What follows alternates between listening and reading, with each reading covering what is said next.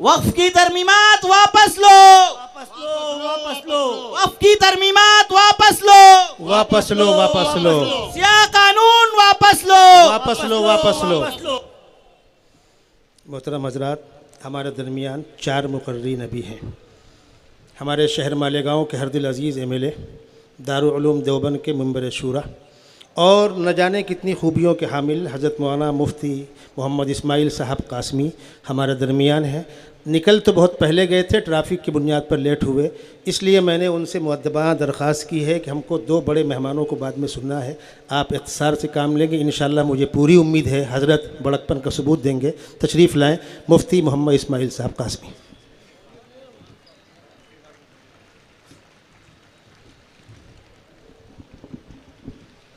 بسم اللہ الرحمن الرحیم، نحمدہ و نصلی علی رسول الکریم، اما بعد۔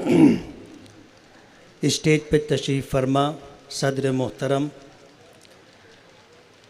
معززین ایم ایل اے حضرات، مختلف مذہبی تنظیموں کے ذمہ داران اور حاضرین مجلس، چند منٹوں میں اپنے جذبات اور اپنی بات کا اظہار کرنا ہے۔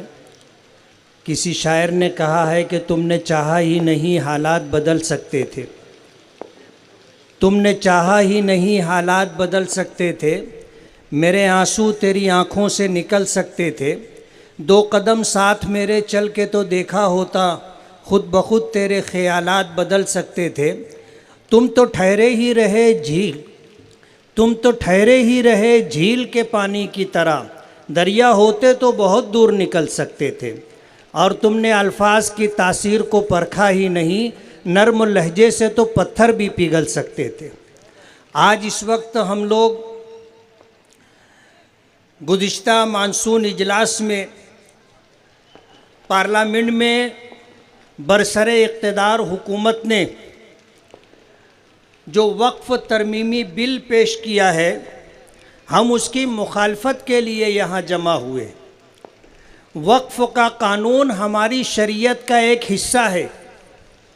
آج اگر کوئی یہ کہتا ہے کہ قرآن کریم میں وقف کے تعلق سے کوئی بات نہیں ہے، وہ جاہل شخص ہے۔ ہماری شریعت ہمارے علماء بتائیں گے، ہماری شریعت کی بات جو قرآن و حدیث کے ماہرین ہوں گے وہ بتائیں گے۔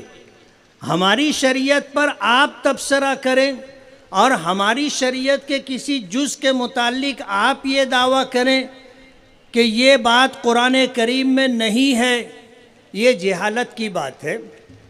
ہمارا ایمان ہے کہ سب سے پہلا وقف کعبۃ اللہ ہے، اور ہمارے پیغمبر حضرت محمد الرسول اللہ صلی اللہ علیہ وسلم جس وقت ہجرت کر کے مکہ مکرمہ سے مدینہ منورہ پہنچے تو آپ نے ایک زمین کا ٹکڑا، ایک اجڑا ہوا کھجور کا باغ قیمت دیکھ کر کے خریدا تھا، اور اسے اللہ کے گھر کے لیے، مسجد نبوی کے لیے وقف کیا تھا۔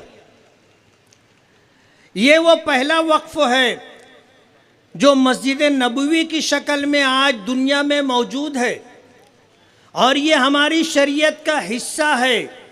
اس میں کسی طرح کی کوئی تبدیلی نہ ماضی میں کبھی مانی گئی ہے، نہ آج ہم اس بات کو قبول کر سکتے ہیں، اور ہم یقین کے ساتھ کہتے ہیں کہ یہ وقف کا قانون جو شریعت کا حصہ ہے قیامت تک اپنی اصلی حالت پر باقی رہے گا انشاءاللہ، انشاءاللہ۔ نعرہ تکبیر، نعرہ تکبیر، مسلم پریس اللہ بورڈ۔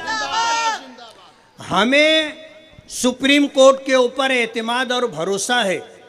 ہم نے ہمیشہ اسی بات کا اظہار کیا ہے۔ بابری مسجد کے تعلق سے جو فیصلہ آیا، اگر آپ فیصلے سے پہلے کی ساری اگر شقیں پڑھیں گے تو آپ کو اندازہ ہوگا کہ فیصلہ تو ہمارے حق میں تھا۔ آخر میں جا کر آستھا کی بنیاد پر فیصلہ کر دیا گیا، لیکن ہمارا ایمان ہے کہ بابری مسجد اس وقت بھی مسجد تھی جب بنائی گئی تھی، اور جب تک روئے زمین پر رہی مسجد رہی۔